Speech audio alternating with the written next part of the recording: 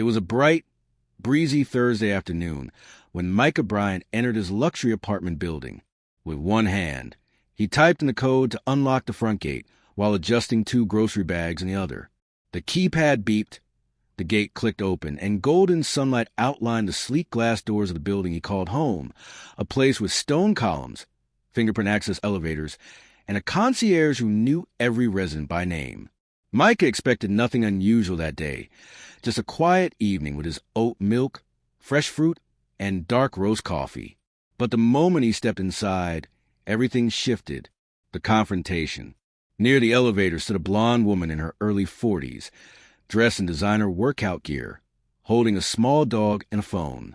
She took one look at Micah and stepped directly into his path. "Excuse me," she said with a tight, insincere smile. "Do you live here?" Micah blinked, adjusting his bags. "I do. 18th floor, Unit 1801. For years now." Her eyes scanned him with suspicion. "I've lived here since the building opened," she replied, as if that granted her authority. "I think I'd remember you." Micah held up his key fob. "This works the elevator. I also have the building app." She crossed her arms. "That doesn't prove anything. You could have followed someone in." The script was familiar. Different place, same performance. Micah had encountered this before, though never in his own home. He kept his voice steady, but when she demanded his ID, his patience thinned. He wasn't about to justify his presence in his own building. Instead, he pulled out his phone and started recording. "For my safety and yours," he said calmly. The woman, Amanda, as her name tag revealed, scoffed.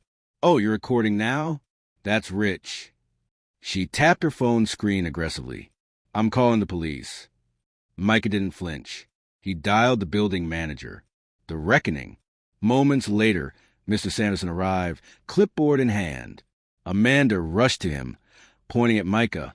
"That man's trying to sneak in." Mr. Sanderson's expression shifted from confusion to recognition.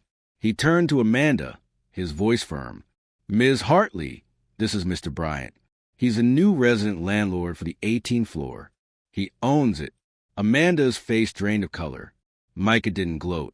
He simply picked up his groceries and stepped into the elevator. As the doors began to close, he met her gaze. "You might want to check your assumptions next time," he said quietly. "I own the floor you tried to keep me out of." The doors sealed her humiliation. The aftermath. Later that evening, Micah posted the recording online with a simple caption. "When a tenant thinks she owns a building but meets the actual owner."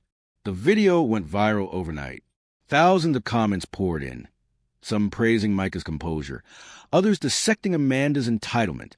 She really thought she was the gatekeeper of the whole building. This is why people are tired of racial profiling. The way he stayed calm, legendary. The building's management team, already under scrutiny for past complaints of discrimination, acted swiftly. Amanda was placed on probation and required to undergo mandatory sensitivity training. A plaque was installed in the lobby affirming the building's commitment to inclusivity. But for Micah, the real victory wasn't in Amanda's public shaming. It was in the conversations that followed. A deeper conversation.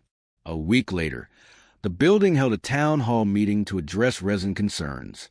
Micah attended, not for revenge, but to ensure this wouldn't happen again. Amanda was there, too, sitting stiffly in the back. When the floor opened for discussion, a young black woman stood up. "I've been stopped 3 times in this building," she said, voice shaking. "Once by security, twice by other residents. I shouldn't have to prove I belong here." Micah nodded. He knew this wasn't just about him. The building's board proposed new policies. Mandatory diversity training for all staff, anonymous reporting for discrimination, and a resident committee to review complaints. Amanda, to her credit, didn't argue. But when she approached Micah after the meeting, her apology was half-hearted. "I didn't realize. I was just trying to keep the building safe," she muttered. Micah shook his head. "It's not just about me. It's about who comes after me." A quiet justice. Weeks passed. The viral video faded from public attention, but its impact lingered. Other residents, people of color, young professionals, even an elderly Asian man. share their own stories of being questioned in the lobby. One evening, Micah ran into Amanda again in the mailroom. She stiffened, expecting another confrontation, but he simply nodded and continued sorting his letters. Justice, he had learned, didn't always roar. Sometimes it walked through lobbies in silence, correcting with presence, not performance. And sometimes it owned the whole damn floor.